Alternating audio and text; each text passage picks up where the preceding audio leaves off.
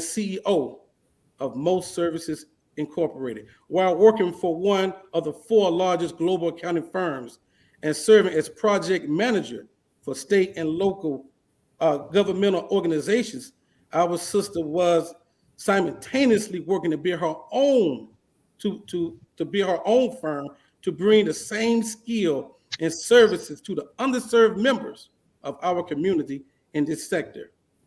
Once hearing the teachings of the Most Honorable Elijah Muhammad, as represented by his best student, the Honorable Minister Louis Farrakhan, to do for self, Sister Zenobia finally understood how she could best use her degree in accounting and small business and entrepreneurship to serve in this mission.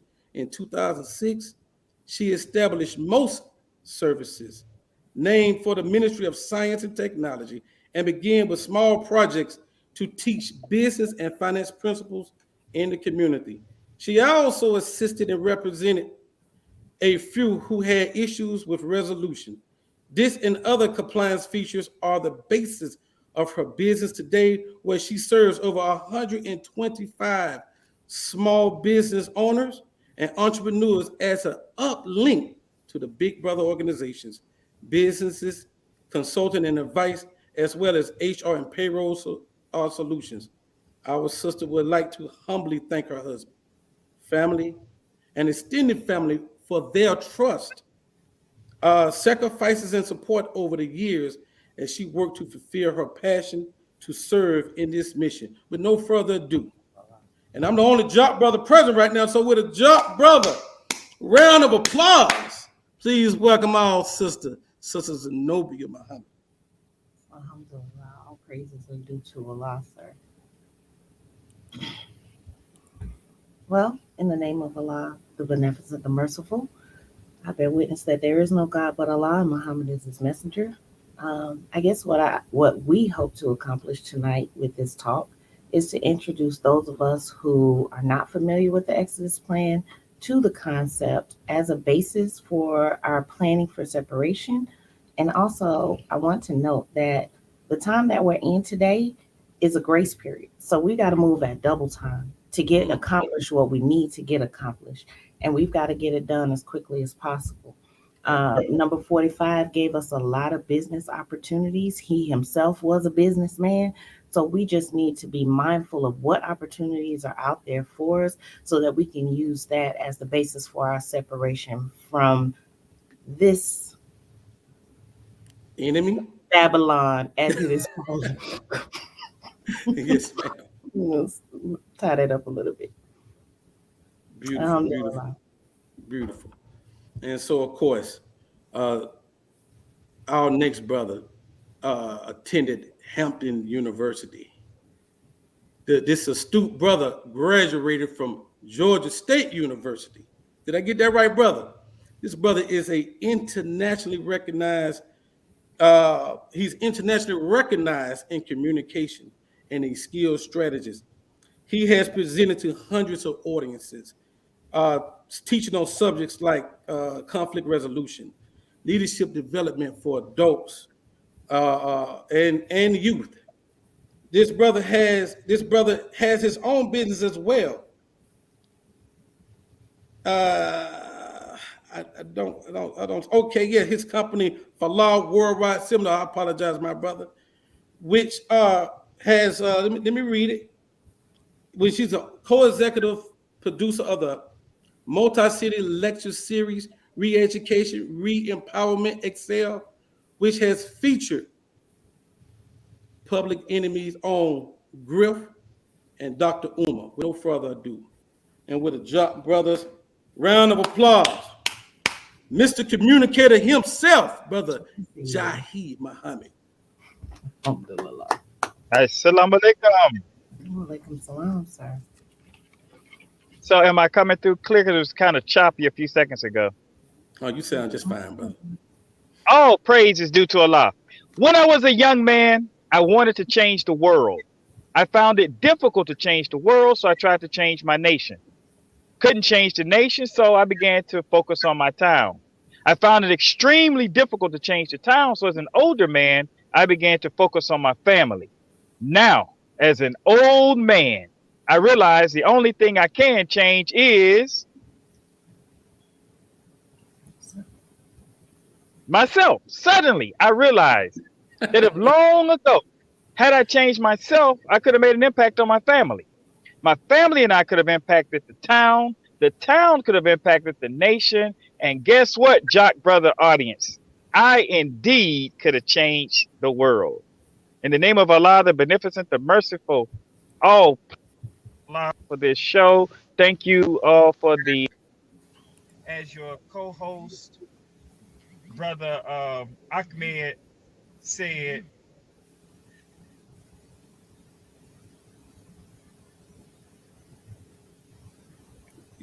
I lost your volume, brother. You on mute, brother? No. All right, I'm here. Can you hear me? I hear you now. I hear you. Okay. Yeah, I had a call coming through. I apologize. It's very faint. But I just want to thank you all for this platform. Thank you for the invite. I spoke to your co-host, Brother Ahmed, a couple of days ago, and he was thanking me. He was talking about how honored he was to have us on the show. So it's a pleasure to be here. And I just want to clarify one thing too, Brother Kawi. Ahmed said that he's an international traveler. You said Ahmed is an international traveler, right? Yes. That yes. Okay, but I want to clarify. Puerto Rico is a territory of the United States, so that does not count as international travel.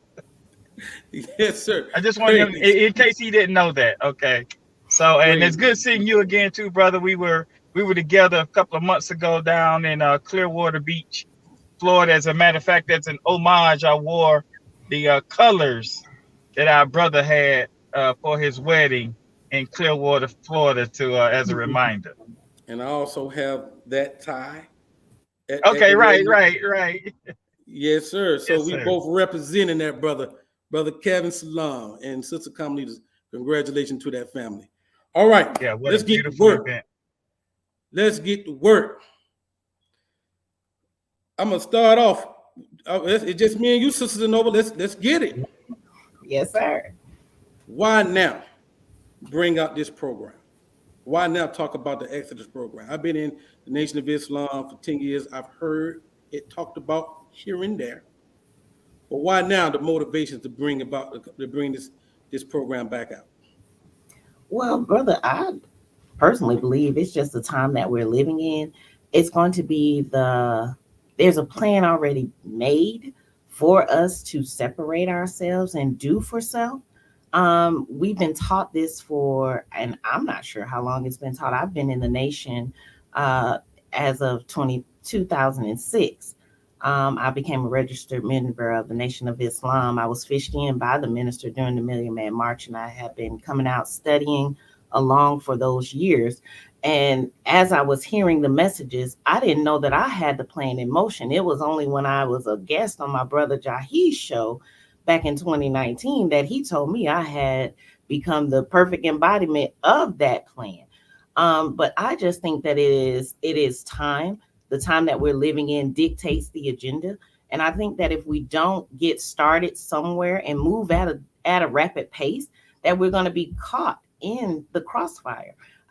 It's going to take out a third with the tail. So if a third is going down with the tail, you've got to know that you've got to double up and make sure that you're not one of the third that get taken out with the tail. You want to at least be in there and putting into motion what we've been taught to separate yourself from this enemy so that we can survive and live in that hereafter that we've been promised. I just feel like the time is of the essence. The time that we live in shows that this enemy doesn't care anything for us. The climate today says vaccinate or terminate.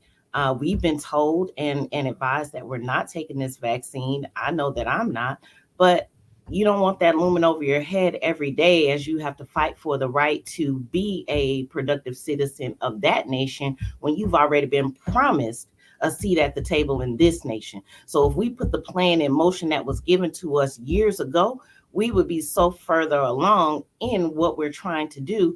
And once we get that accomplished, then we can stand on that which we say we believe in without fear. And I feel like the lack of preparation has us standing in fear today of what's going to happen. We shouldn't look outside and say what's going to happen. We should look outside and say all praise is due to Allah. Our That's Lord right. is doing his work. That's right. Beautiful, beautiful. You want to add to that, Brother Jahi? Yes, sir. Thank you for that. And to add on to what Sister Zenobia is saying, the impetus for this particular platform, for this show, the Do for Self or Suffer the Consequences, in 1998, the Honorable Minister Louis Farrakhan introduced to us in the Nation of Islam a program called the Exodus program. And plain and simple, it is the blueprint for anybody, for any business. And of course, the product that we started with, the main product was and is the Final Call newspaper. So Project Exodus, or the Exodus program, was initiated to help all of us begin our businesses, because he asked us to get 100 customers. And for those who were in leadership positions, they were to get at least 300 customers. Now, all of you, everyone on this platform, are business people. So just think how well your business is doing or will do with a base of 100 customers.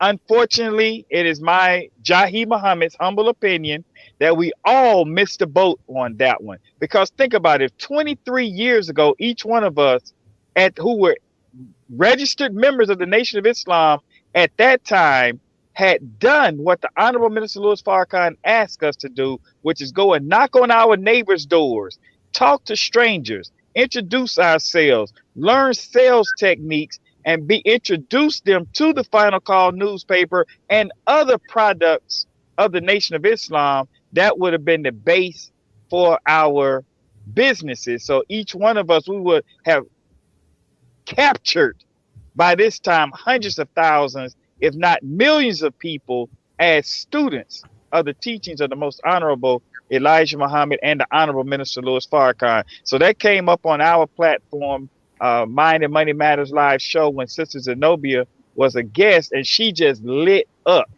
because she not heard it before, and she went to teaching on as she just said, the time is now. So two things I want to do real quick. I see your illustrious co-host, Brother Jackie, has joined us. I know he has something to say, but I want to implore your audience to do two things real quick.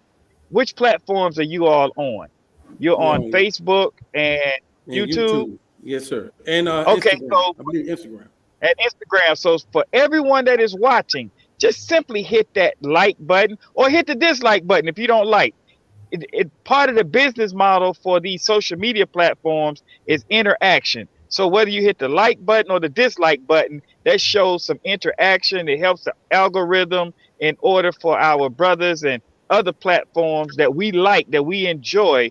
It helps the algorithm so that more people will know about the program. So it doesn't matter which one of them buttons you hit, the like or the dislike, just engage. And then number two, of course, share.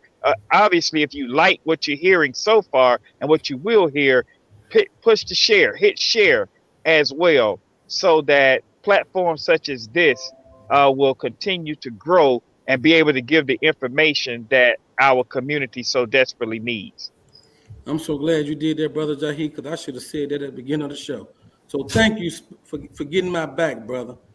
We got the great Brother Jack on the show. You want to introduce yourself for the show, brother? Brother Jackie. I'm here, but I heard something I really want to discuss. Now, Brother Jahi, when you spoke about Exodus and you spoke about 1998. Yes, sir. Introducing it to. Now, as far as my understanding is, that's part two. Part one was 1994. And I've been at part one for the last 10, 15 years. Unfortunately, Brother Fontaine cannot find part one. And I mean, we've been at it. So I'm hoping that anyone out there who was in the nation in 94 and 93 can verify if they have Exodus Part 1. He definitely said what you said, but in Exodus Part 1, he introduced it by saying, "This is the very video you have been waiting for." And he was telling the believers, because we didn't get Exodus until the 90s, and everybody was trying to figure out, okay, well, what about this economics, and now he introduced it as that.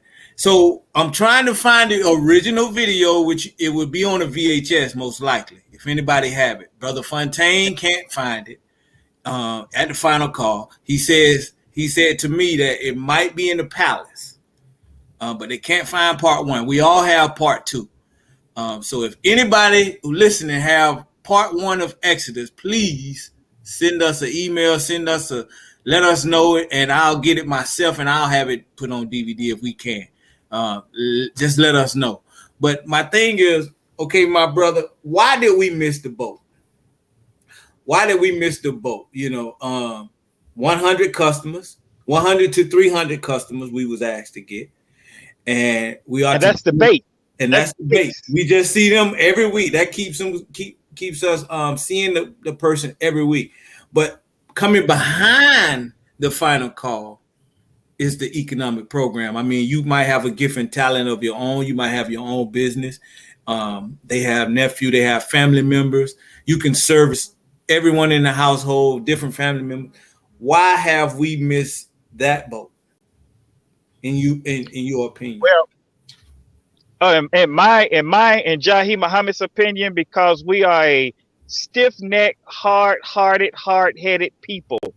The winds have to really blow on the dry bones in order for the dry bones to rattle. We have to be in a condition such as a time as this, as Sister Zenobia said in her introduction. Time is at hand.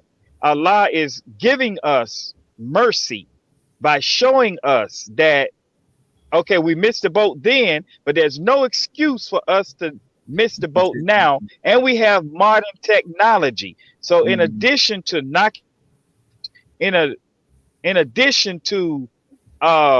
speaking to people in our everyday encounters, we have this thing called social media. There was no social media in 1993 to 1998. These types of things came a little bit after. I think YouTube started about 1995, 96, somewhere along that time, but nothing really kicked off until the advent of the smartphone, which is around 2006, 2007, somewhere like that. So we can use modern technology to begin to implement our Exodus program, our individual Exodus program, and as Sister Zenobia talks about, turning that plan into a viable business model. So, and to help us grow our businesses so that we can, for those who are not able to start a business, are not ready to start a business, they can help their own. You mentioned, Brother Jackie, the economic blueprint. One part of the economic blueprint on page 174 of Message to the Black Man in America, the Honorable Elijah Muhammad talks about 7 to 8 with like-minded people. He used the example of a grocery store. So in our quest to do for self does not mean that you have to do by yourself. Right. So we can get that. We must get that started today. And there's hopefully if Brother Ahmed can show parts of that video that we sent him that's pertaining exactly to this, that Sister Zenobia is talking about, then it would give some clarity, because it's words directly from the Honorable Minister Louis Farrakhan himself. But our goal for tonight is for those who have businesses or those who are contemplating starting their business. Most Sister Zenobia's company is one that is in the business of helping people do just that. I have a business, a thriving business. Myself and brother Leroy Muhammad. We have a company. One division is called Here at Last, and Allah has placed us in the blessing of being able to hire. I have 8 people right now that I'm looking at that's not working right now that needs to be working. That's why I'm gonna have to leave in a few minutes.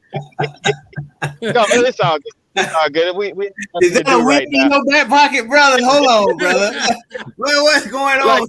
Like, where's my whip? I gotta get my whip. Whip in his back pocket, brother.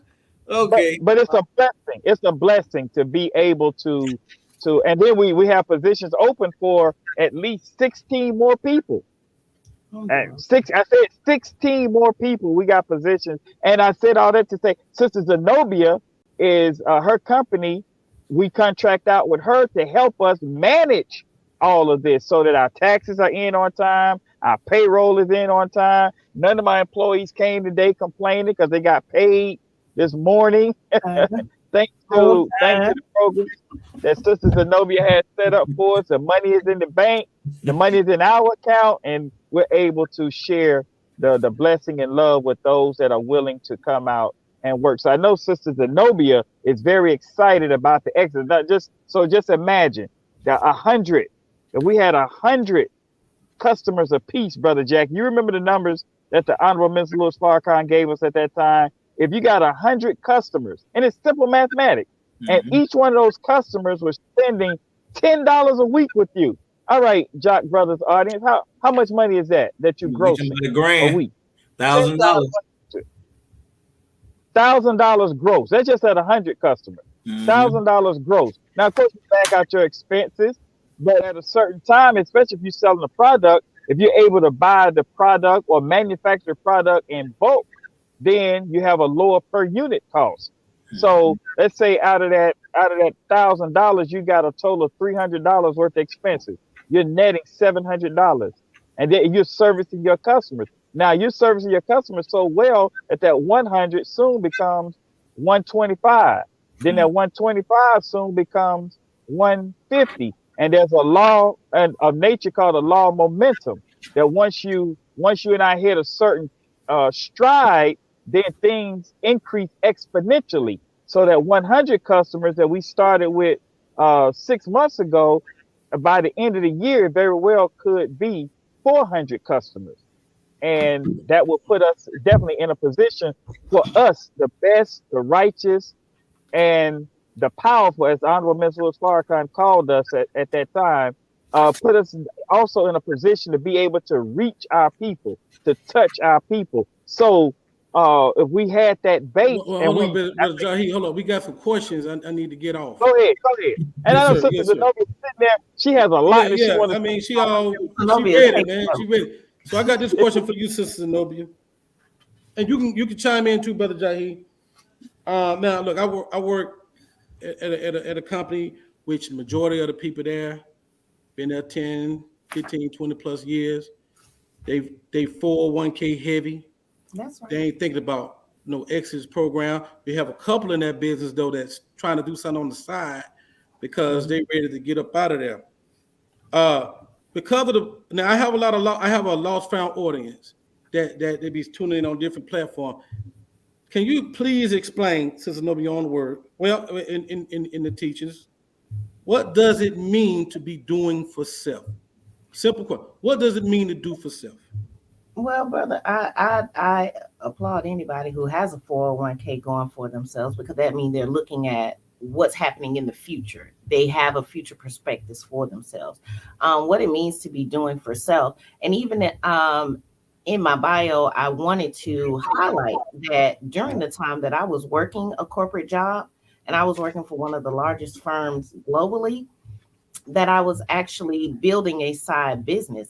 And after successfully taking a retirement package from that business, I still have my own business that's thriving today. So I used to go to work every day as a information collection session. I'm learning what they do, how they do it, so that I could be successful at doing it. And ultimately free myself to be retired at the age of 45. I didn't have to work until the 60 or 70-year mark because I was going to build my own client base and I was going to look at the operation and understand how that was working. And the pieces that I didn't get in, I was actually reaching out to other members who had like mine in the community and taking information from them. Just as Brother John, he was talking, I'm taking notes, because you always have to place yourself in the seat of a student so that you can continue to learn and to grow. But as far as doing something for self, even if they're not going to carry the final call, they can have some product that they can sell or some service that they can sell. And they just want to get into the mindset of saying, if I'm doing this, I can produce an extra $10 to $15 that I can put into not a 401k, but a Roth IRA.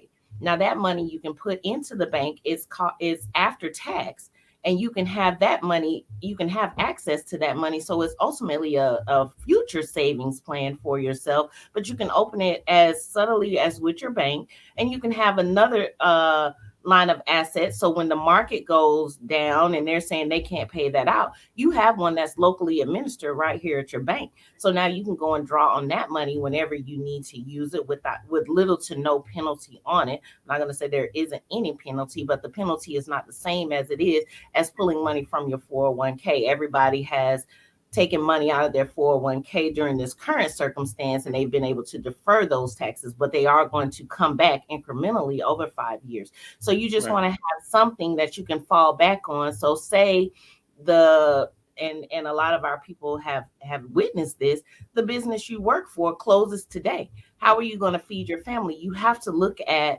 not being dependent, or the saying goes, not having all of your eggs in one basket. There's still another way that you can say, hey, we're going to be able to do this and I'm going to be okay. So now I can turn my 2 customers that come get these, and let's say we're selling cookies, because I can do that in my kitchen every week. I'm gonna make cookies for my babies, and I'm gonna put 2 in a bag, and I'm gonna sell 2 for $1 to the neighborhood children because everybody like my cookies. So I'm gonna sell out 2 packs of cookies a week. Or I have 3 neighborhood children that always come and ask for cookies, so I tell them to bring me a quarter. So now I know I have 50 cents. It doesn't take me anything to make it because I'm making it for my family anyway. But if I were to increase the production of the amount that I made for my family, how much money can I make off of that? And we just have to be in that kind of mindset. Like, what can I do that generates something extra for me, so that if something, God forbid, happens like it has happened in the world today, then we have something to fall back on, that's to say I can still feed my family. I'm not waiting in a line. I'm not waiting in a line for whatever's going to be handed out. And maybe I'm too far back in the line to get some because now they've run out or the program is closed by the time I heard about it. Sister Nobi, you said earlier. I'm sorry. Sister. I didn't know he was still going. I'm sorry. I can go all night, brother. Yes, ma'am. You said earlier that there were those who took advantage of their 401k and deferred the tax, and then you said it was coming back incrementally. What did you mean by that? They did not charge the penalty on it, but there's a 20% tax for early distribution. And what happens is, instead of them charging you the 20% up front, they're actually allowing you to defer that over 5 years. So as opposed to paying 20% this year, you only paid 5% so that you could still see a refund to come in. And then next year, you'll see that 5% come again. And you'll see that 5% come until you've exhausted the payback of those taxes. So they've deferred the taxes on it. So you'll pay them out incrementally over 5 years. Brother Jackie, don't look like that. It's okay.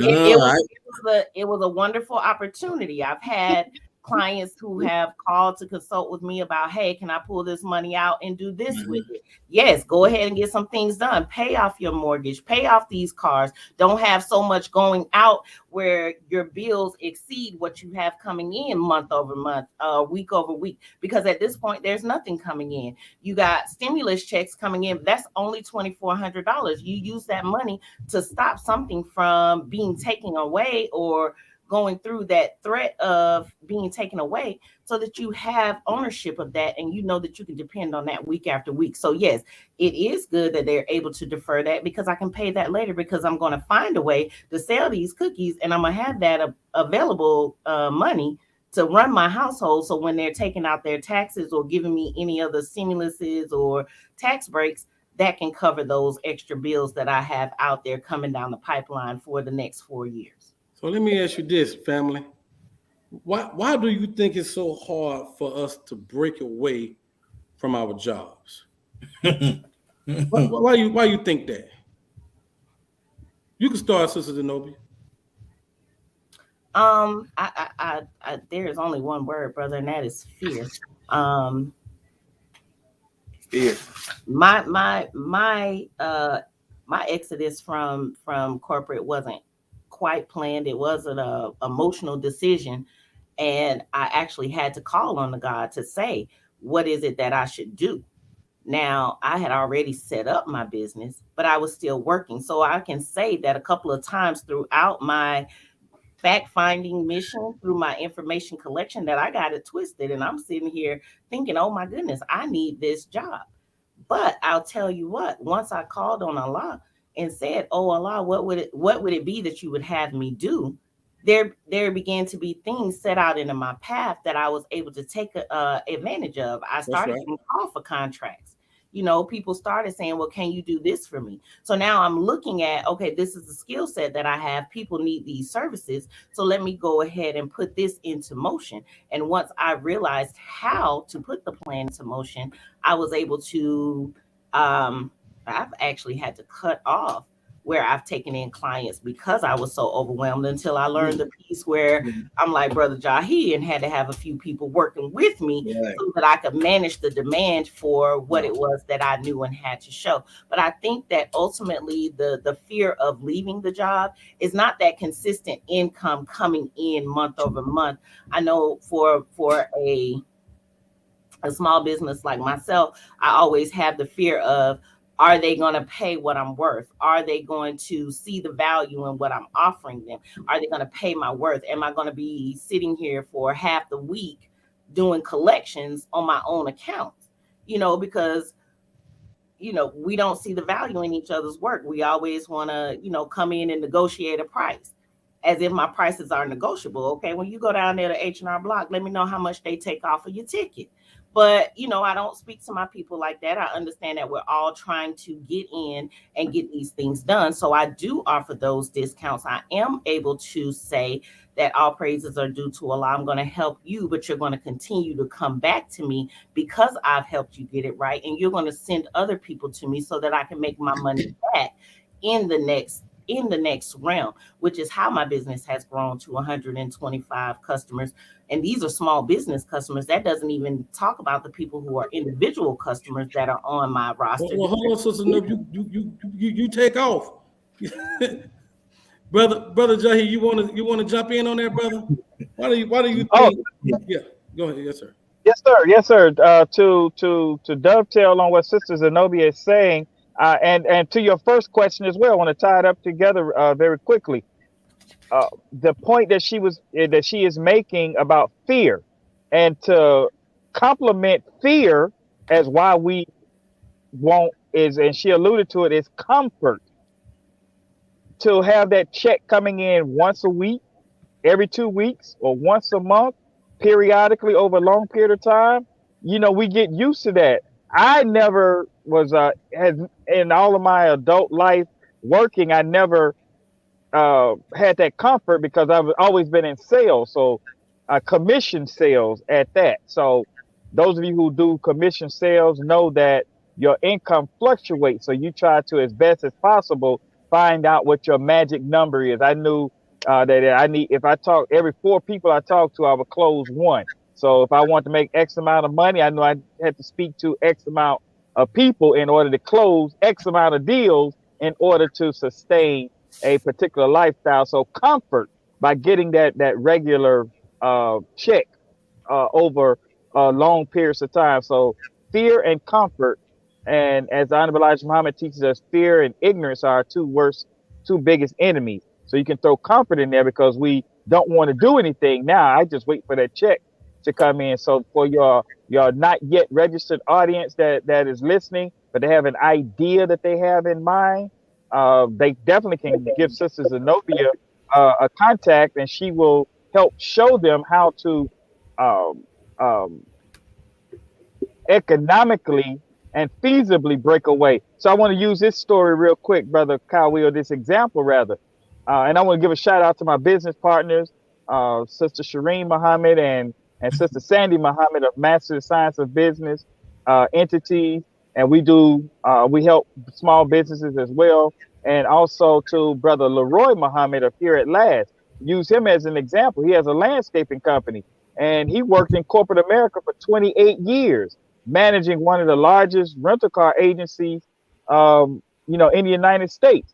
But he took that time. So the formula is, if you give the enemy 8 hours, you have to give yourself at least 4 hours. So like the example that Sister Zenobia gave of the cookies, you're working at some other company during the daytime, but you're baking, your cookies, your cakes, or whatever your service or product may be. Then you must do that. That's how you begin to do for self. So like with Brother Leroy, after when the pandemic hit, because for the previous 9 years, he had been building his landscaping business part-time. He would work all day or work whatever he had to work for his corporate job, and then he would go and do his landscaping. Was he tired? Of course he was, but he had a vision. So when that job made him an offer, he was easily able to transition into his landscaping business full-time, and it took him over the top. And Sister Zenobia knows this as the record keeper. The business generated 3 times as much as what his income was, but he built that up over a period. Yes, sir. And employees. And then by that door opening, then other business opportunities open. And the part about doing for self and not by yourself, when the other things open up, I got my Falah Worldwide seminars and training, but because we're brothers and partners, he said, hey, we got this opportunity. He told me what it was. I said, okay, let's jump in it and do it. And now here we are in a position, got 10 people on the payroll now, and got openings for 16 more people. All praise due to Allah. So Brother Jaheed. Yes, sir. So Brother Jaheed, the Honorable Elijah Muhammad says, recognize the necessity for unity and group operation. That's right. Yes, sir. Yes, sir. How difficult was it to unite or to merge companies with your brother, or if it wasn't difficult? Yes, sir. I don't want to sound pretentious when I say this, but all of my partnerships have never been difficult. The partnership with Brother Leroy, this is not our first venture together. He, myself, Brother Patrick Muhammad, the principal farmer, and our beloved brother that just recently passed, Brother Roosevelt. In 2009, the 4 of us came together and opened up a center, the Self-Improvement Learning Center, as a collaboration. First, it was individual business, but we came together for that. And then I have the partnership with Sister Shireen and Sister Sandy, Master of Science of Business. So mine have not been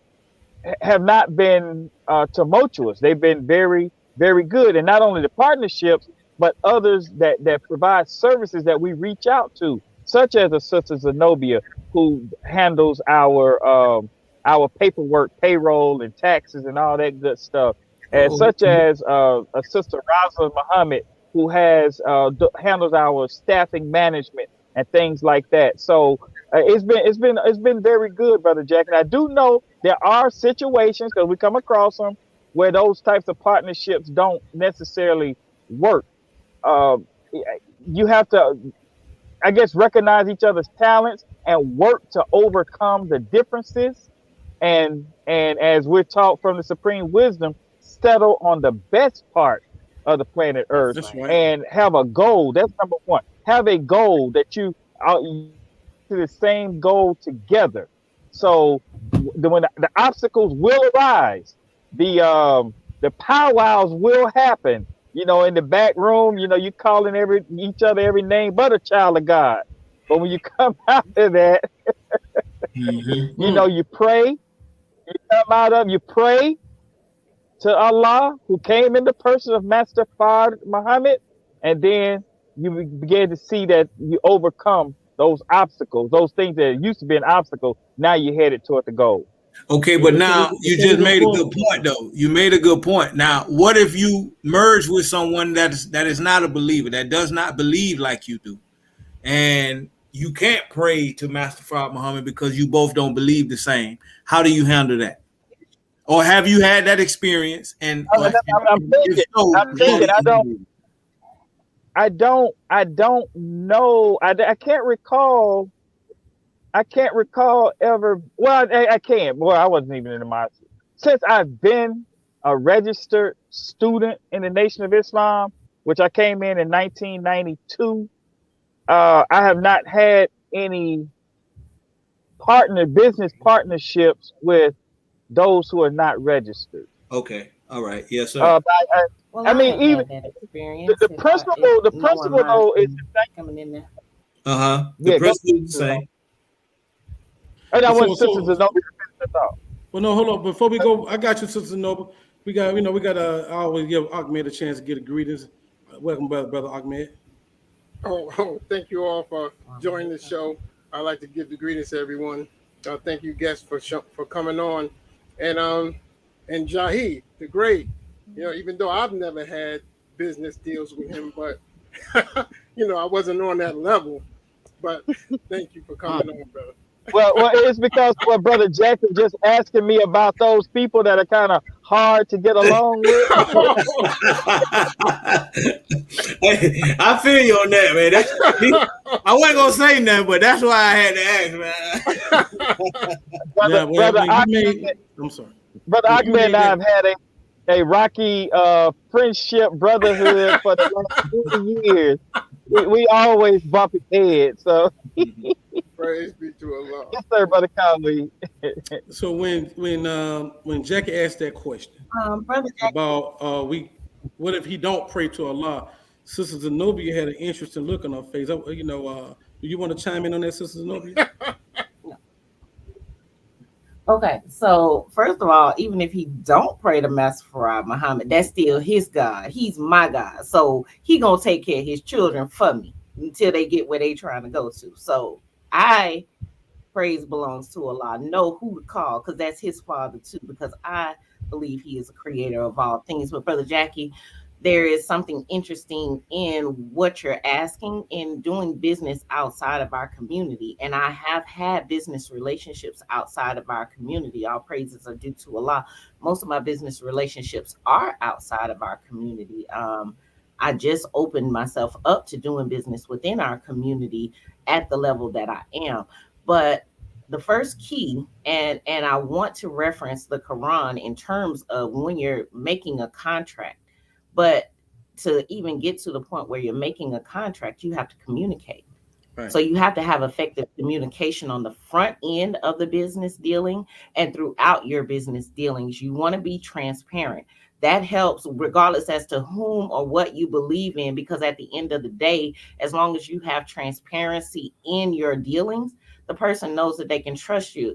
In my bio, I thank everyone for their trust, because you have to have a certain level of trust to even open up to the level of information that I would need from you to even be able to assist you. So I have to thank you for giving me that off top. But there's a certain persona that I bring about when I come to you to ask for that type of information. So I think that communication is key in that.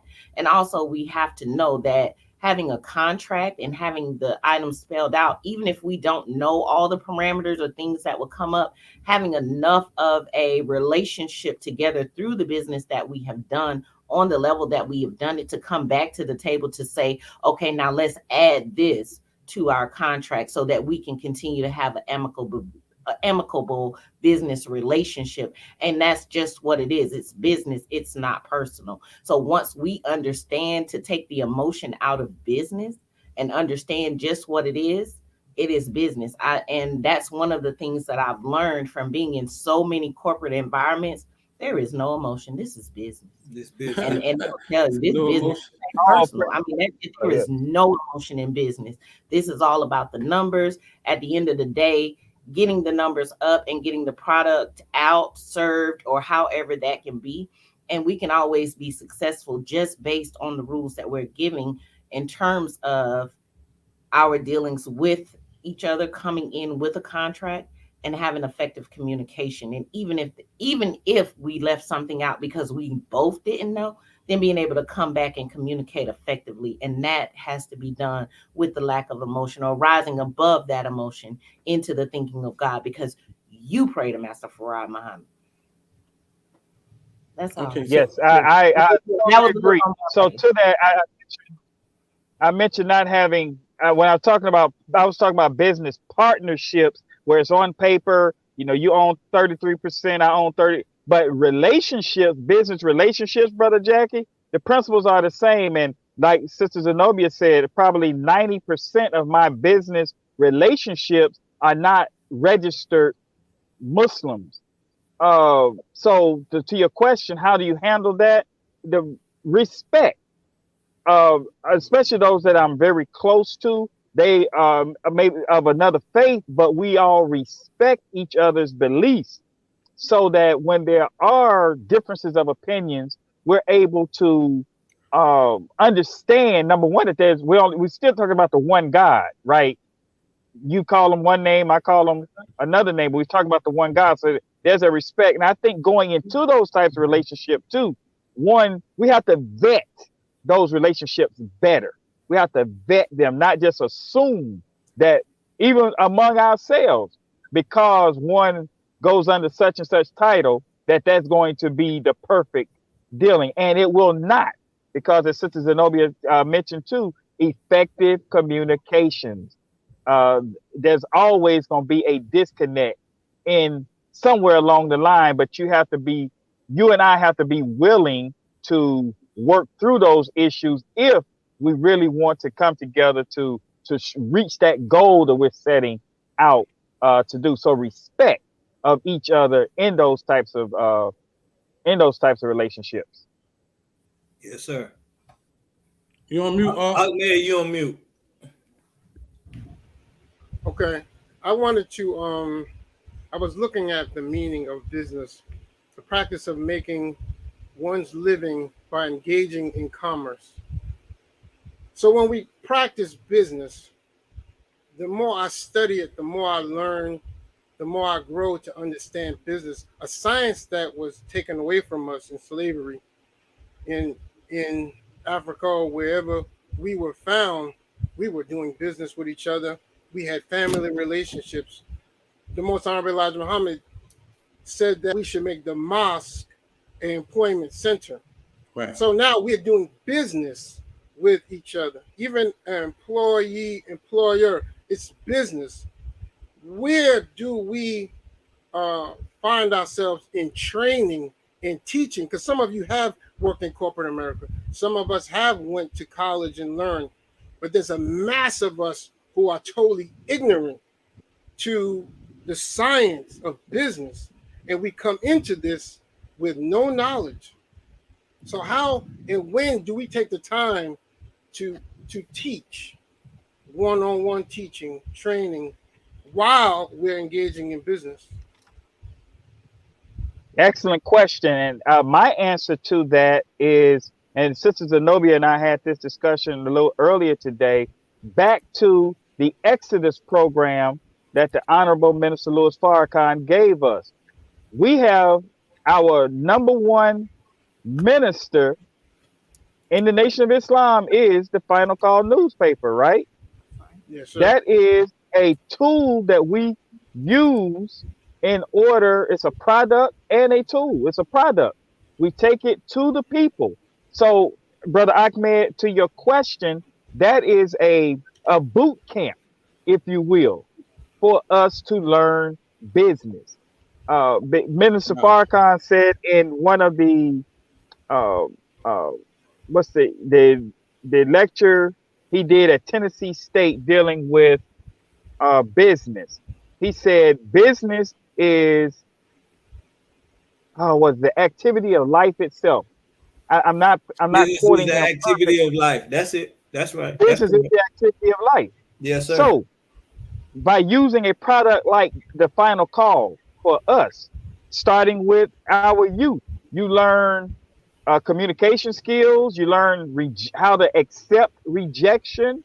You learn people. I mean, you learn so a multiplicity of things, right? With that product. So that's a boot camp for us. The proverbial one that we see all the time is the lemonade stand. You know, you have the little children set up the lemonade stand in the community. It's a fairly reasonable product. You need some water and some lemons and some sugar, you know, and you sell it. They sell it. So they're learning the basics of business in that sense. And so you say, where do we go to learn these things? Our classes. That's what we learned in the Nation of Islam. Uh, Outside of that, you just basically just going somewhere, finding a product, buying at a lower cost, and finding someone else to buy that product at a little bit higher cost. I'm teaching it to add That's the value. beginning. That's the beginning of, or I say a product, it could be a service as well. So, like Sister Zenobia, she has a certain knowledge base. So, she learned that knowledge. Now, let me offer it to you. I'll do your taxes, you know, charge you X amount of dollars. It's going to take me X amount of time to do it. Let's say to Sister Zenobia, I did taxes years ago in another life. Don't like taxes. I admire you all that do taxes. But I used to feel so guilty because I would do people's paperwork, right? It would take me literally 3 minutes because wasn't a lot to do. 3 minutes, and what they paid me, I'm like, wow, they paid me this for 3 minutes worth of work. So, but that's business. You know, you have the knowledge or the know-how to do something, and someone like me, you know, I don't know nothing about electricity, so I have to hire Brother Sherwin to come and, you know, handle my electrical stuff because that's what he specializes in, right? And he charges for that knowledge that he has. So that's business activity. Just to dovetail off what my brother is saying, business being an activity of life, a lot of it is practical application. I think that's what the minister brought to us in the Exodus plan. And if we could see inside the plan, as Brother Jahi said, not just with the Final Call newspaper, that was a practicum. We can also apply that to other areas of business. We can do it in service industry. We can do it in different industries. It takes time for you to understand and know that business and industry. So you have to bring with you a level of humility. You have to be able to question, ask, to explore. And then you have to be able to apply a certain level of common sense. Okay, I know that I've done X, Y, and Z before and it came out this way. So you have to come at this thing. And I want to just say that God is a scientist. So you're putting in place the scientific method. You talk about those of us who have a degree or education, but the first thing we did was go out to look for a place to practice those theories because school is only theory. You have to have a practical application. Most programs that you work in or work towards in school before you graduate, you have to do your practicals or your clinicals or your residencies so that you can practice, so that your theory now becomes knowledge and you can turn that knowledge into your everyday mode of operations when you're moving around in that industry or skill set. When I say I have over 25 years in industry, I've worked in so many different industries, but I found out that the most lucrative industry that I worked in was the transportation industry. And I was trying to get away from that because I thought that was the bottom rail. But once I got into it and transportation, I mean, it just took me to global standings or settings.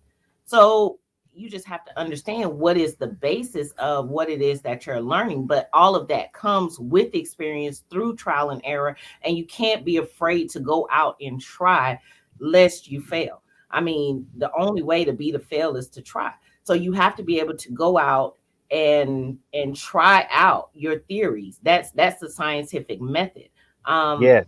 I learned Yes. all of these things in Right. school, but somebody had to give me the opportunity to learn the everyday momentum of what it is that I have, so that can now become law in my mind. When he said I have a certain skill set, I learned that because in every instance that I put it to work, it came back in this manner. And every time that something comes back, I add that to my arsenal, as that may be something that can happen, especially when I work in a industry that is subjective.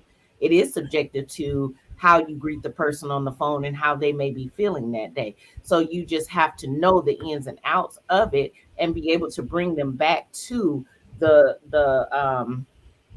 non-subjective portions of what it is that you're doing. You have to bring them back to those objective points, and you have to know what is objective and what is subjective in all of that. And you can't be afraid to try it out, and don't be afraid to fail, because experience is the best teacher. Yes, ma'am. So it's 8 o'clock. It's 8 o'clock. Usually at 8 o'clock, the JAKQ Brothers goes to our commercials. But the JAKQ Brothers is starting yet a new initiative. We have decided to back our youth that has started their own businesses. So when we back our youth, they don't have to think about an Exodus program. We're trying to get them going right now so they can just live their life working for the nation. One of the youth we want to showcase today is a brilliant young man that is a son of one of our officers in charge in the Nation of Islam, Brother Dewan. He has his own business, and I want to display him tonight. So let's promote our young soldier as he attempt to live his life as a free man.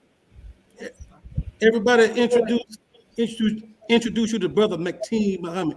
You're on mute, soldier. Assalamu alaikum. Walaikum salam, everybody. My name is Brother Mateen Muhammad, and I run a business called JAKQ Brother. I started this business around sometime in 2013 with my mother. We were trying to find a way to make some quick and easy money while still finding a way to give back to our people. And my mother had the brilliant idea to make chocolate products. And our most famous one, I guess you could say, would be our hot chocolate solution, which I have right here, which you can buy in packets or in bulk or on our website. And my business has been running from since then, like I said earlier, all the way to now. And it's really cool to be able to, like I said, give back to my people, but also being able to give to myself with the money. And this is something that's really easy that a lot of the brothers and really anybody can do. And you can access my business or my website on Facebook. Just go to the JAKQ Brother, or you can search for me on Google on theoriginalproducts.com. So the JAKQ, say it again. The JAKQ, say it one more time. The JAKQ Brother. And that's on Facebook, you say? Yes, sir. I have a website on Facebook, and you can also find me on theoriginalproducts.com. And as of now, online on our website, we are able to sell, as I showed earlier, packets of hot chocolate. Hold it a little closer, soldier. Higher. We have packets of hot chocolate. It lists the ingredients so that you know what you're putting into your body. We have a bulk package, which is about, I think, 8 ounces. And we also sell packages in bulk of chocolate syrup, which you can use in your coffee or to use chocolate milk. And you can really use all of this to make chocolate anything. Beautiful, beautiful presentation, soldier. Please support our young soldier as he attempt to free himself for life. No Exodus program for you, Brother Makteen. One more time, how do we get in contact with you? Yes, sir. You can find me and my business on Facebook at JAKQ Brother, or you can access us on our website at theoriginalproducts.com. Beautiful. Thank you, soldier. Thank you for coming to the JAKQ Brothers. David, Have right? a beautiful day. Turn the video off. All right. Yes, sir. I hope please support that young brother We heard you in the So, background. say again, brother. We heard Sister Vanessa in the background. Yeah, I heard it. Yes, sir. Yes, sir. Yes, sir. Yes, sir. Support our soldiers. We're gonna bring more youth in, week after week after week. We're trying to put some press behind our soldiers. So back to the show with the Exeter program. Sister Zenobia, the power of prayer. I know now, and like again, I come from the Christian community. I'm proud of that too. And I used to hear my mom pray all the time about wanted to be financially free, how she wanted to take care of her family better. But then I saw her go to work every day. And I never really saw my mom step out on her own. But she had some great ideas. She had wonderful ideas. And I was backing her. She had her employee in me. But, like so many of us, we pray and then don't put that fight behind what we pray about. I want you to talk about the power of prayer and then going to work behind it. Well, brother, even in the church, we talk prayer. Faith without works is dead. So you can't pray in vain. I think the way we say it in the nation is we pray for a mystery God to bring you bread. I mean, there is just you can't pray without action. The power of prayer. I mean, for me, remaining prayerful, keeping Allah first and at the head of my business. I am very charitable. I'm always giving back. I am always making sure that I thank Allah for the blessings that He has given, because all praises are due to Allah, no matter what is going on. Even in trial, I'm giving praise to Allah, because I may not understand it today, but that trial is going to help me work through a problem much easier said than done tomorrow, because I'm going to learn something from that trial. All praises are due to Allah. All I can say is remaining prayerful and faithful. I think prayers is a reminder to be faithful. Prayers remind us that we're not doing this alone, and that we have our faith in Allah God to assist us, to help us to move our businesses forward. When you say that you never saw your mom take that step, there will be a lot of people who don't take the step because they fear that they have the lack of knowledge to be able to sustain themselves with it. But the only thing that I can say is not only try the God, but try the God in yourself. I mean, you have to put something out there so that you know whether you can be successful or whether you need to go back to the drawing board and come back with another idea or formula so that you can be successful. And again, that goes back to the scientific method. And I have my little, what do I call, my little cliches that I make up to myself. And I always say, the God is a scientist. So we're going to have to go through some trial and error to see what is going to be the theorem or the law at the end of the day. I would just say prayer changes things. It really does. Calling on the God, the prayer is the greatest force. The remembrance of Allah is one of the greatest forces, and I feel like we do that once we are praying. You want to chime in on that, Brother Jahi? You better.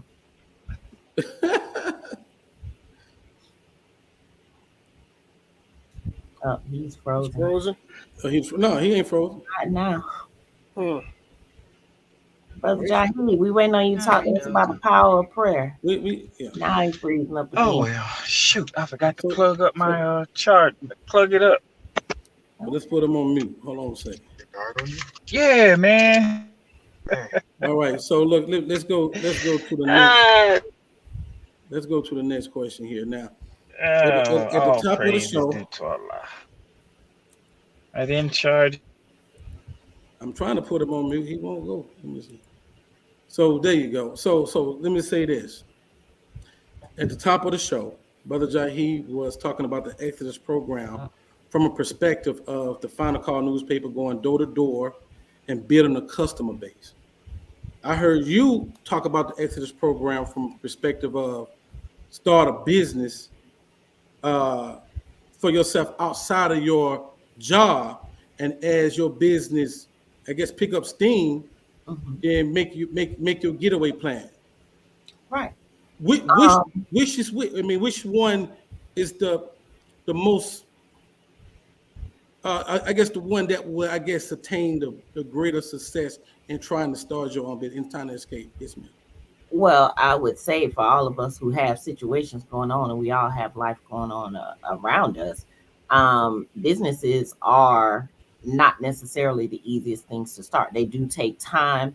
They are going to go through that trial and error process. You're going to have to work out the kinks. I mean, your service may not be a fit for everyone. You're going to lose money. You're going to put more into it, but you still have to run your household. So even if you're working the job day to day and taking care of your obligation, it frees you to now say, well, I have the money to put into this item or to purchase this to make this happen, and then I can increase those funds. So what do what do we call it? We take from the household pot and we make a small investment in ourselves and in our business, and then we use the money that the business generates. So say I made 25 cents off those cookies. Well, I'm not going to necessarily pay the house back this week. I'm going to go ahead and get everything that I need to make those cookies again so that I can make or continue to make 25 cents or 25 cents. In my case, it was learning what services were marketable in the community. Most of us are filing tax returns. That's the simplest things of what I do. I offer tax resolution. I offer business structuring and setup and compliance because these are things that we don't necessarily understand in our community. I am thankful to Allah that I was in a corporate environment and could share with them the bulk of my customers who feel like because they buy supplies out of CVS that they weren't necessarily in business. But I've been in the largest corporation in the world, and I've processed the CVS receipt on someone's expendable or expenses or reimbursable expenses or something that the company wrote off in taxes in terms of supplies. So you have to know that you're a real person. There are real persons behind these conglomerates, these large businesses, and you have to know that no movement that you make towards your own is too small. You just have to double that effort day after day after day. And since we're in the time that we're in, we're going to say, hey, make a larger investment in yourself. When I talked about 45 and all of the opportunities that were out there, we saw at the end. Come on, man. Oh, we saw at the end of the or at the beginning how he began to filter money down to businesses. We see how states are continuously filtering money down to businesses. So what we're saying is, and that's one of the things that, like, we may not have had a viable business, but we had already started the makings of the business. We may have Right, had a right, skeleton of a business. So right. now we need to know how to reinvest that money in our business so that it can grow, so that it can become valuable to us. And that's one of the things that I've been doing with a lot of these 45 packages is showing people how they can use that money to invest in the business and be compliant in what those monies or offerings were for, as well as showing them how to enhance their operations so that they can double or triple those funds if they had those left. Most of us were single member or we were our own only employee. So I don't want to use too many business jargon terms because I don't want to lose anybody, but we may have been the only person that was working for us, meaning, we We had a did everything. sole proprietorship. Yeah. Gotta Yes. use the word. So it was just us. So at the end of the day, I can show you how different things that you're able to do around that enhance your not only daily life can also become a business write-off for you. And now you're compliant with how you're using those money. So you just have to know how to invest that money not only into yourself so that you can get the economic benefit of it, but also back into your business. So now that you can use those necessarily funds that were given to triple or double, or even make yourself more available to your client base. I know some people would use the money for marketing just so that they can have a presence. So now you don't have to be your own social media person. You can put, and we're highlighting the youth and putting them in business, but why not put them to work for us? Why not give them their first job and show them what it means to be a part of the family business? So now I have my son who's doing marketing for me. I'm teaching my son how to do spreadsheets because he's really into computers. My daughter's more hands-on. So I've got her sorting and filing and doing different things throughout the house that will keep her not only busy, but it actually, and that was a big problem in the pandemic. Nobody could find anything to do, right? But not only to keep her busy, but now she's learning a skill. So the next time that I sit down and I have a conversation with my children, I'm putting business terms in front of them. Now, you're an admin support person. You know, now you have a little bit of a resume for yourself. This is what an administrative person does in an office. Or you can say, this is what a marketing person does. This is the rudimentaries, because I don't know what they do in the marketing department. I don't work in marketing. But this is how that part goes. And since they're key with these social media accounts and everything, they are able to learn those algorithms. And then I'll contract with a person who will bring them in and teach us more about how to become more lucrative with that. So now I can call my sister in because I know she makes flyers and she could teach my son. So she's showing us how to make flyers for our business, or he has the uplink of a person he's going to go to get that done when we need it done for our business. But either way, you're teaching them how to do certain areas of business, which is what we do when we work at a job. We go in and we learn a job function. So now we're not only building them for their own job function, but they see every element of the business operation in their home. So we're training them up in the way that they should go. Big up to the original and their products. Praise belongs to Allah. Right. But I mean, and that's how we need to do, because at this point, their minds are the most malleable. This is where they learn the most of the stuff. So that's why they have them in front of TVs and social medias, so that they're not learning anything. They're getting the programming that's being put at them. So we have to know how to cut them off and bring them into something that they can learn to do with their hands, or something that they can learn to do that would turn into a viable job or business for themselves, so to speak. Now, You have to keep them busy. I wanted to chime in on that as well, because he mentioned two different aspects of business. So if someone had an idea, you could have $1 million idea, but it means nothing. It was worth nothing if you don't have anyone to sell it to or to market it to. So now we have the final call, and we're going door to door. We're building up a customer base list. We're using that to build customers. So now I have to come up, while I'm building up these customers, I'm coming up with an idea, because now all businesses is coming up with a solution to a problem. Correct. There's problems out here. We have to come up with a solution. So we're building up a customer base list, and at the same time, we're building a solution to a problem. Once we get a solution, now we have someone to market it to. Now, my question to you is, once we have all of that, we're building up our customer base, we're getting emails, we're knocking on doors, we're engaging in our customers, because most of it is our people. Correct. So we have a love for our people, and we know our people because we know ourselves, so we know what we need. We come up with an idea or a service or a product to market it to them. Now, the next step is, how do we come up with the business plan? That's a big part of getting people get stagnated, and to go from A to B is having that business plan. Right. And that's where you reach out to a sister Zenobia, or you talk to a sister or brother that you know that may be in business, and you create a business mentorship. So now you're asking them questions, or you're watching, we're taught to study the white man because he makes no excuse for failure. So we're out here and we're learning how they do what they do and how they continue to be successful in what it is that they're doing. So for me, I worked at the largest one of the largest tax, because there's a big four, but I've worked at one of the largest accounting firms globally. And in that, there was only that one piece of the puzzle that I did. But I was always in another department asking what that department did, because all of those department work. So I had a friend in each department that I conversed with.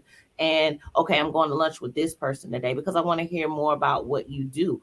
When I went up for a leadership role in that job, I didn't go for a leadership role over my department. I went in leadership over another department because I felt like at my desk, I had solutions to what they were doing over there, and I had no clue there was another department in the building that did that.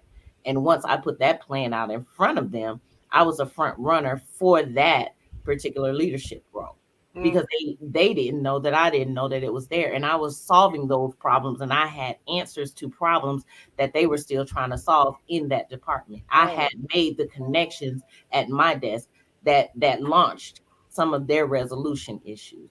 So it's just about being able to get out. Network is one of the words that you're going to find very helpful to you in business. Create mentorships. They have business coaches. They have people who I studied small businesses and entrepreneurship. That was my minor in college. So I studied that for 4 years, and how to create a successful business. What were the elements of a successful business? Have I mastered them all?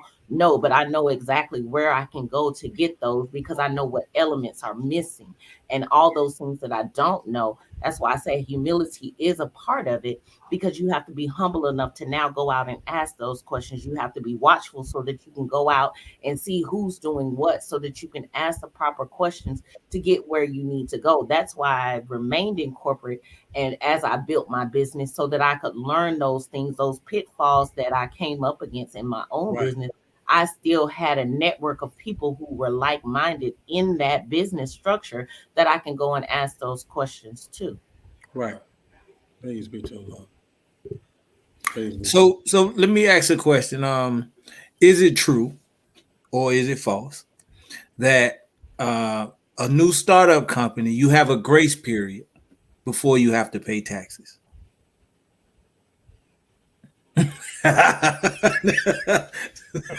You want to get straight into the gray area. You want me to? I mean, I don't know. I am going to say that is false. Okay. You have a tax obligation as soon as you turn a profit. Okay. So now, when we get into identifying what is profit and what is expense, then when we see what that bottom line is, but you have a tax obligation as soon as you start your business. Now, I know there are in other countries, there is that grace period that they offer, but that does not no. Okay. Okay. No, that's clear. That's clear. All right. So now let me ask another question. What I find with several different companies that I interact with, the owners don't know how to separate themselves from the company. So me personally, I work for my company. I separate myself. So when I price something, I price it based on my company, not how much money, some of my business partners will say, well, bro, you're going to make a lot of money, but it ain't about me making the money. It's the company. So how do you, when you deal with that, helps the entrepreneurs separate themselves from the company itself? Well, there's a couple of different ways that can be accomplished. The first thing that I'm going to do is I'm going to sit down and have a conversation with you about what your goals are in the business. And then I'm going to tell you the compliance pieces that you may or may not want to research to keep you going in the right direction until you can become totally separated from yourself as that business. That's one of the things that we often don't know. We set up a business as a sole proprietor, but we're attached to that business. We set up a LLC, but we're still at certain points until we make an election to go the next step and separate ourselves from that business. We're still tied to that business. So there is a certain amount of liability that we're holding personally. in terms of that business that we're operating. So you just want to know the ins and outs of that. And that's the kind of thing that you have to know who you can call to get those types of answers to questions. And then you want to start creating those relationships with that person. That is why this particular piece of, and I don't want to come on here and say everybody calls this Zenobia, but I do want to say there are those type of resources out there in the community. Most of my people who are in a startup state, I will just share with them certain webcasts that they can watch that are given by the Small Business Administration that will show them different ways that they can take. And I'm always, looking for who's doing what so that I can share information with them. Because once they have that information and they start going in a direction, then I can now pull that information in and have it available for someone else who comes to me who may be going in that same direction. But I think that's why, it's pertinent to have the historical aspect that Brother Jahi brings. I am one of those people who are just kind of in motion, and I have a lot of the answers that the people who are trying to get in motion may need so that they can get in motion, stay in motion. And what I'm very, very passionate about is compliantly in motion, because I don't want nobody to come and say, oh, there's a monkey wrench in your plan, and they trip you up. I don't want to see any of us fail. So I'm going to give you all the tools that I possibly can so that you don't fail or you don't get caught up. So in my bio, you heard a little bit about offering them resolution when they had issues, because to them, it may have just been a notice. It could have been as simple as 5 cents off here, 5 cents off there. Unless you know the language, you can't communicate effectively. So what I have is the key to understanding that language, and I can offer that to you free of charge, brother. I can read the letter to you and tell you what they're looking for. Now it's up to you to find the people to put in place to make that happen. I can't make it all happen, but I can definitely read the language to you and help you decipher what your next steps need to be. And that's why I call myself most services, because that's the part that we're mostly lacking, is the understanding of the language that some of these corporations or entities are throwing at us, and it trips us up and we fall back. And that too is fear and ignorance that keeps us stagnated. But that's why they didn't share that information with us. You said the magic word a few minutes ago, teaching that free of charge. I like that. Bruh. I'll be calling my website. You tomorrow. In the morning.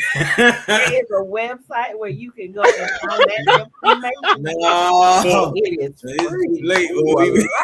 My phone about to blow up. I got do not disturb. So I have a question, Sister Zenobia. So say you so I got a question. I'm gonna try to link with the Exodus. Okay. So you started your business. You're making some money now, but you're not an official business. You just got a hustle on the side. Can you give, I don't know, 3 to 5 steps as what you need to do to make what you're doing on the side to make money an official business? Well, the first thing you need to do, if you're just making money on the side and you feel like this could be a viable business, the first thing you need to do is go about structuring your business. You need to know what type of business entity you want to be. So I actually have a 5-step plan that I send out, because the first thing you need to do is to structure the business. And there's a couple of pieces or steps in that part. And then after you do that, you need to know, what are your startup costs? How much money have you already put into the business? How much have you already made from the business? You need to identify what your product costs are.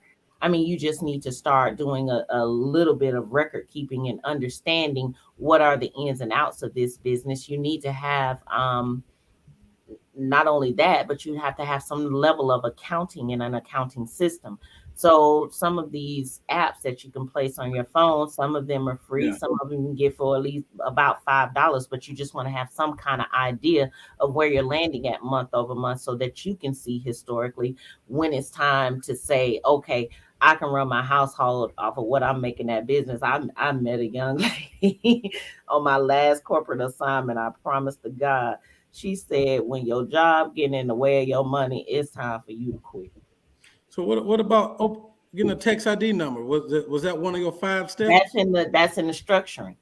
That's in the setting up the structure of the business. That's kind of like step 3, because you actually have to name your business before you get a tax ID. So now you have to register the business with the state first, because that name has to be available. There can't be 5 different businesses with the same name operating, because now the people don't know where they're going. Okay, so if you're an entity, or a franchise, you have to have some level of entity behind that franchise. So you have to actually just make sure that what you want to call your business is an available naming structure in the state that you're operating in before you even put a tax ID on it, because you may not be able to operate in that state under that business. Then you have to create a DBA, which creates a whole lot of confusion when you're trying to get loans, because now you're doing business as, and they trying to figure out, well, who are you? Because we can't pull this name up from anywhere, because now you become, it just gets convoluted. So you want to go in the order of the steps to make sure. So the first thing you want to do is go out and effectively name your business. They may tell you your name is not available, then you have to come up with something else. And if you're just tied to the name, then you may be able to wait a few years till someone's not using that name. They have to be out of it for 2 years before you can get it. But I mean, this is a lot of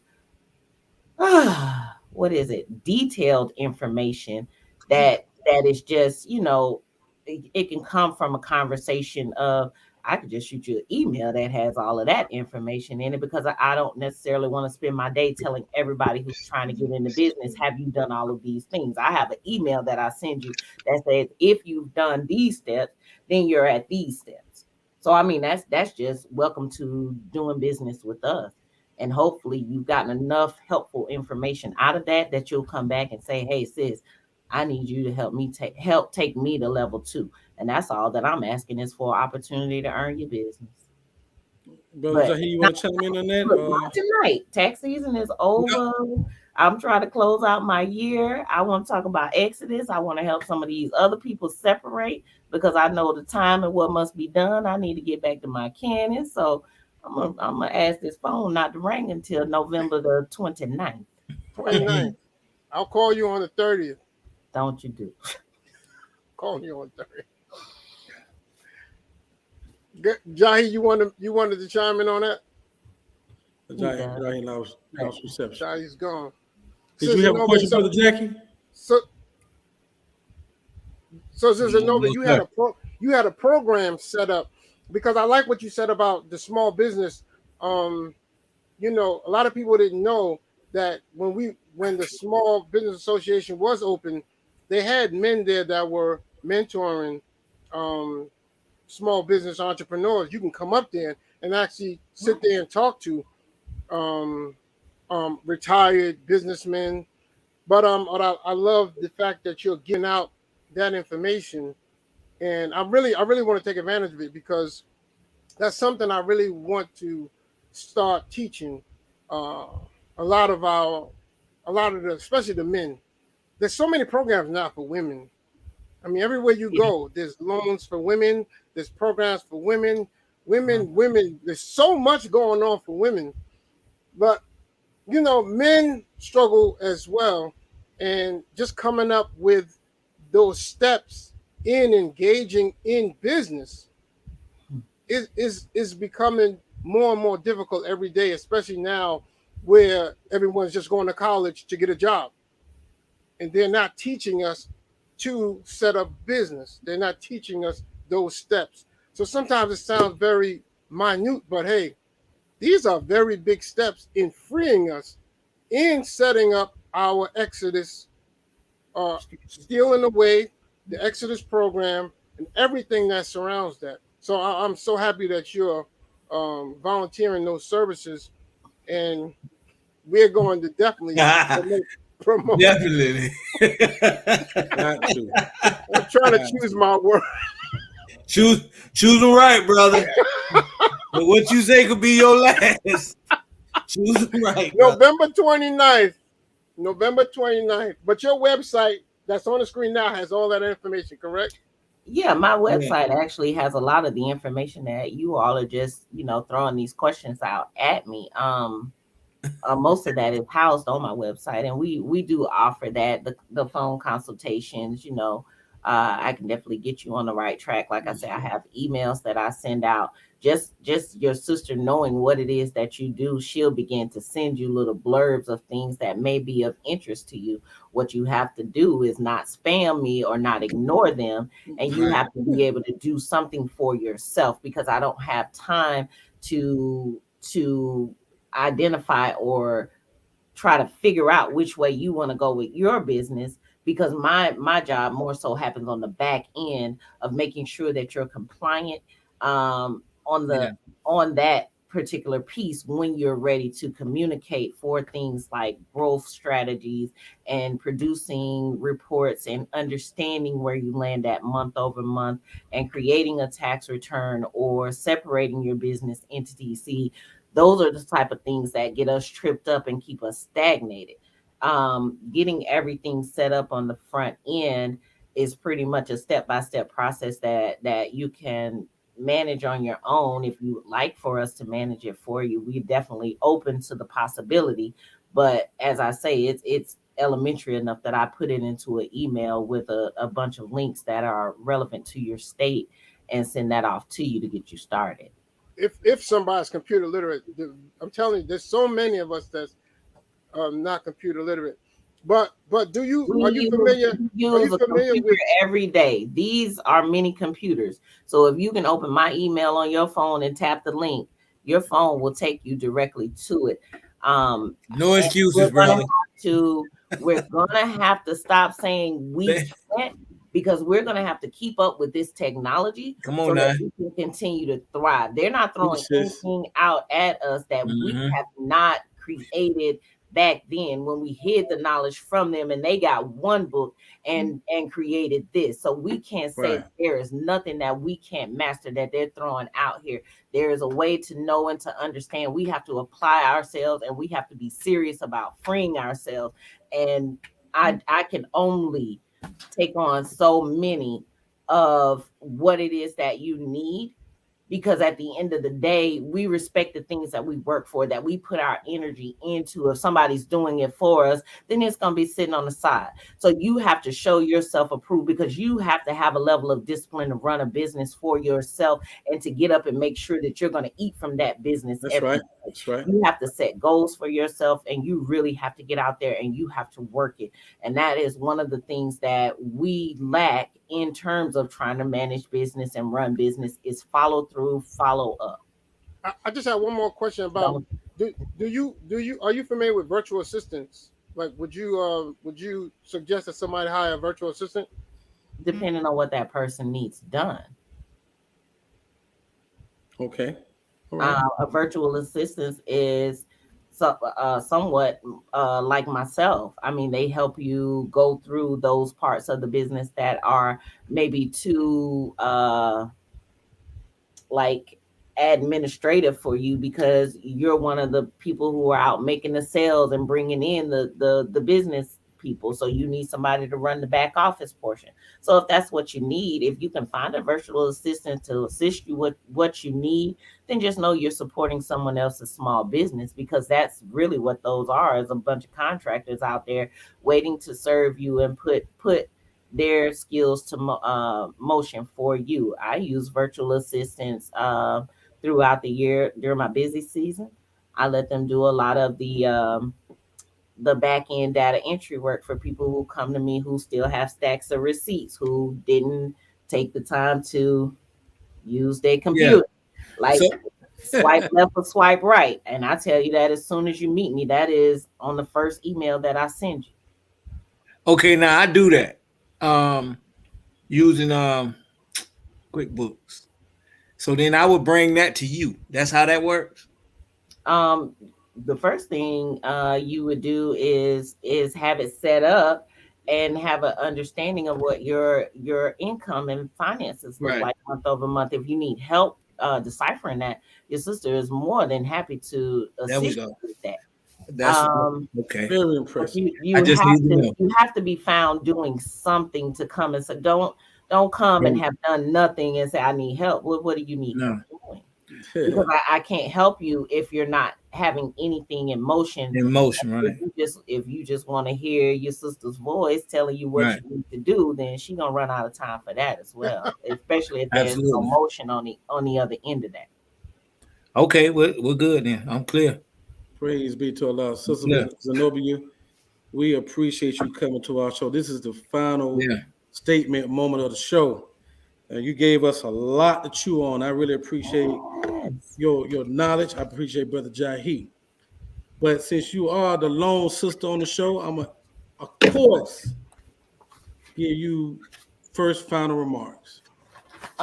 First final remarks. I mean, I just pray that what we set out to accomplish was to give everybody some action steps that they can take to separate themselves, find a plan that they can put into motion, some type of practical application to remove yourself from this society, separate ourselves from this society that is going down, so that we're not caught up in that. I definitely want to encourage all of us to get out there and find mentors, people who can just give us information. And I want us not to be afraid to explore and experiment, so that we can learn and grow and understand. Because one of the things that we say, we lack education, but experience is the best teacher. But you have to be found doing something and having those experiences, so that you know what questions to ask, the right questions to ask, and know how to get yourselves out of that rut. So I would just express to everyone again that my gratitude for them having supported my business in any capacity, or have trusted me to ask me a question that may have sent them in a direction to support their business. So praise belongs to Allah. Sister Nova, can we put you? Would you like us to put your phone number up there? No, I would not like for you to. Okay. The website has a contact us page, and it'll show everyone who is able to get in contact with me. She gonna beat you up. And you can turn businessmen into millionaires, right? I'm sorry, sir. You can turn you can turn small businessmen into millionaires, right? I can teach small businessmen how to be on the way to being a millionaire. I can show you how to turn a profit. I don't know. I'm well versed in line of business. And why are you? Why? I'm not even letting myself go there with you. All praises due to Allah. I definitely appreciate each and every one of my brothers for engaging me and having me on the show. I definitely appreciate my brother Jahi coming out to bring the historical aspect of it, because it was something that I was learning about as early as 2019, and I was just enamored with the fact that I had finally done something right. So praise belongs to Allah.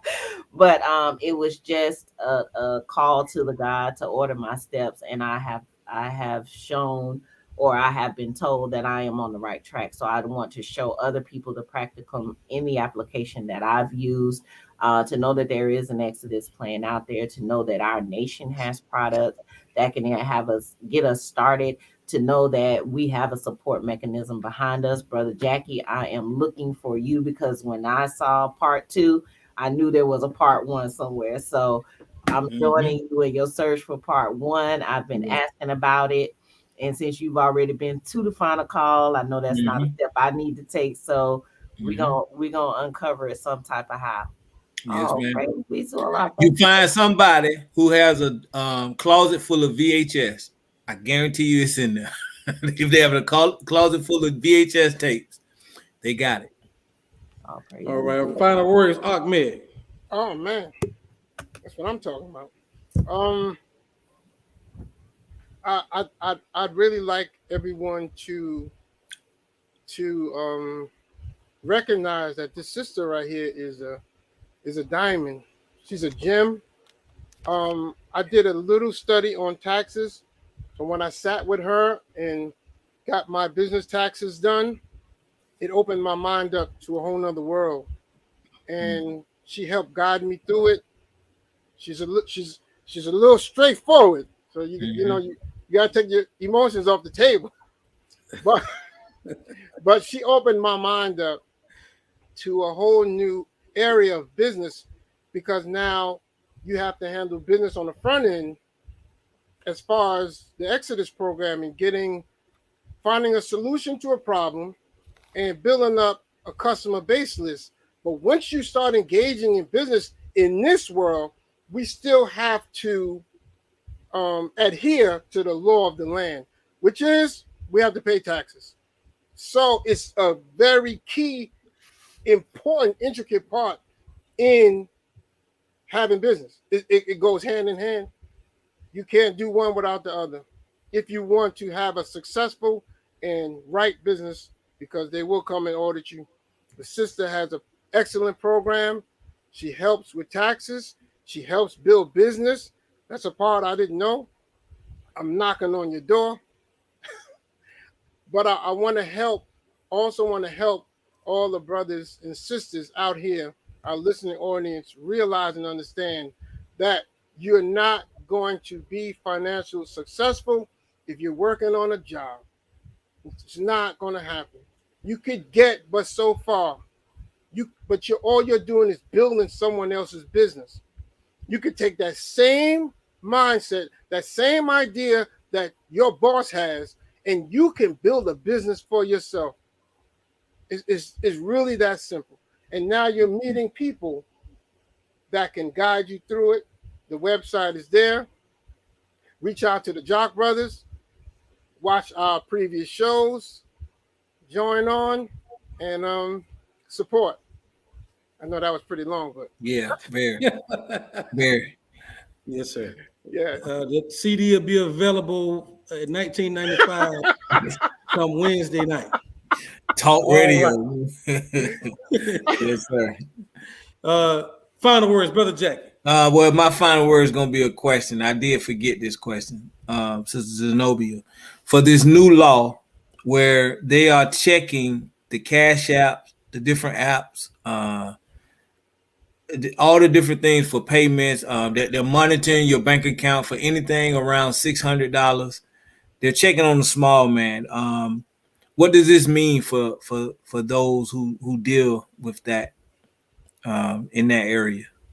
What does this mean for businesses that deal with maybe Cash App or a different type of payment through apps, or one who gets I don't know, if you get a deposit for $600? I mean, what does it mean? You know, you on mute. You're muted. Yeah, my turn was over. Okay. I know. What it means is if they found a way to track it, then there's a way for you to actually accumulate the data and be able to report it. What they're looking for is just like the big deal when everything went to PayPal and they started issuing 1099s, and then it was Square. PayPal Square is actually a host of Cash App. So now they're finding a way to track that, but they know that there are different ways and mediums of money exchange, which is why they now ask. I mean, mostly we're a cashless society, so everything's going to be able to tie back to some level of transaction. That's why I say just make sure you have a copy of those transactions and just get with someone who can help you identify what can be used as a business transaction, what's a personal transaction, and how much of that is actually profit. So you just want to be with someone who knows the rules and who can help you in the best way possible, because the end game is to make money, and they want you to render unto Caesar what is Caesar. So they're going to continue to come up with ways to track and monitor this, and most of that is coming from these cashless transactions we're making. Okay, absolutely. Well, I'm impressed. If you got QuickBooks, Brother Jackie, I got you. I'm impressed. I already signed up, so I'm just waiting. I sent my information, so I just wait for them to respond. Yes, ma'am. I'm impressed. You do a wonderful job. Very thorough and no nonsense. So definitely, I'm impressed with you, Sister Zenobia. So good job, Ahmed, picking her. And that was a great interview, Sister Zenobia. I'm sure Jackie's going to give you the job. You want to go ahead and get a final word in there, Brother Jackie? No, that was it. I'm good. That was it. I'm good.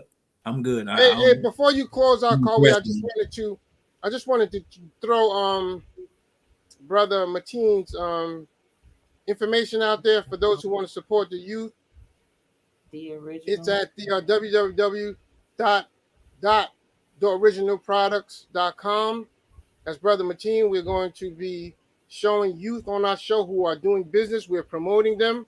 We're all youth mentors. So we want to create a new mindset for the future. You can also reach him at www.facebook.com, the JAKQ Brothers shop. He has different products.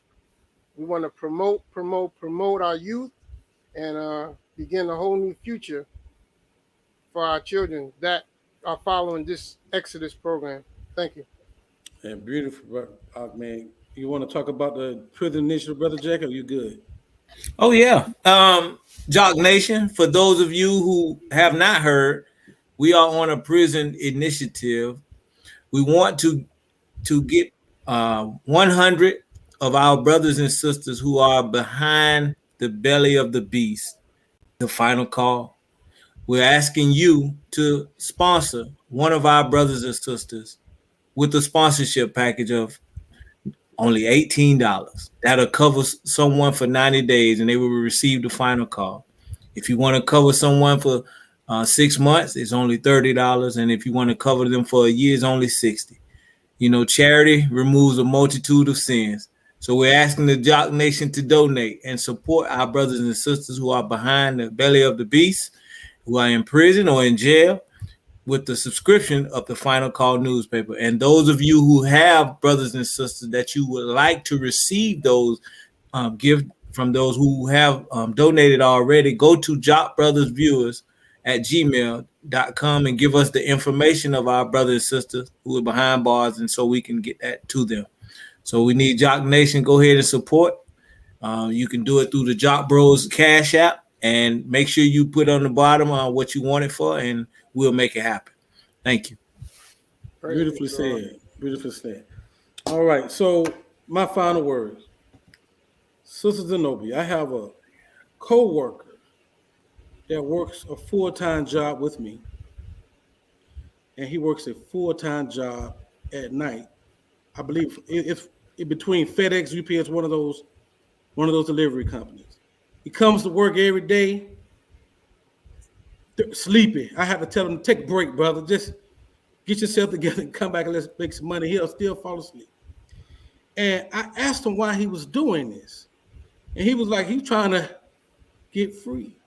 He said, you know, I don't want to put my name, but he said, brother, I have over $80,000 in my 401k at this job. And I got triple that at my next job. And I'm going to keep pushing until I get to $1 million. At that point in time, I'm going to cash out and retire. This is his story to me. And when I look at the brother, I look at him like, man, I feel your grind. I feel you, brother. But it's a better way to do this. And to me, he's just trapped in this mindset of this is what it takes to be successful in this world. Look, I thought what you and Brother Jaheed brought to the show tonight was electric. It was beautiful. Shout out to my brother Jaheed that you know that had to go to work, and definitely shout out to you for having the passion enough to bring this to us. We don't have to be like that, brother, working ourselves to death like this. The Exodus program is designed, as the sister and brother was trying to say, to free us up from our jobs to be entrepreneurs, our self-independent employees, if we just believe and have faith that we can get it done, and of course with prayer and the power of prayer that comes from God himself. So that's my final word. I thank you, sister, for coming to the show. You look, when you impress Brother Ahmed and you impress Brother Jack to this degree, I know you have cracked atoms outside of us. So at some point we're going to bring it back, and I look forward to that. I think we covered everything we want to cover. Yes, sir. Just one more thing. The Exodus economic program you can find on YouTube. And that's the part, that's where the Minister Farrakhan, Honorable Minister Louis Farrakhan, speaks about the Exodus program. So you can go on YouTube and check that out. Again, we're trying to find part 1, but you can go on in and hear his explanation of the Exodus program. Go on YouTube and look up Exodus Economic Program, Post it 1998. below in the comments.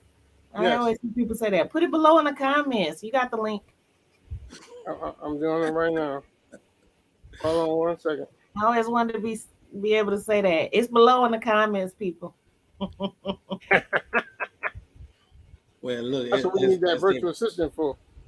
Wow. It's that great philosopher. You got it in the comments yet, brother? I'm gonna wait for you. Exodus Economic Program, 1998, by the Honorable Minister Louis Farrakhan. What you want to say, sister? Is where? Just below in the comments. Praise be to Allah. Point. Below in the comments. In the comments. And so I'm going to quote one of our great philosophers of our current era, Brother DJ Khaled. As he liked to say, as Brother JAKQ liked to say at the end of every show, another one. And tell Brother Jahi, don't come at me again with that travel. Yes, Should have checked him in the beginning of the show. Praise be to Allah. JAKQ Brothers out. Assalamu alaikum.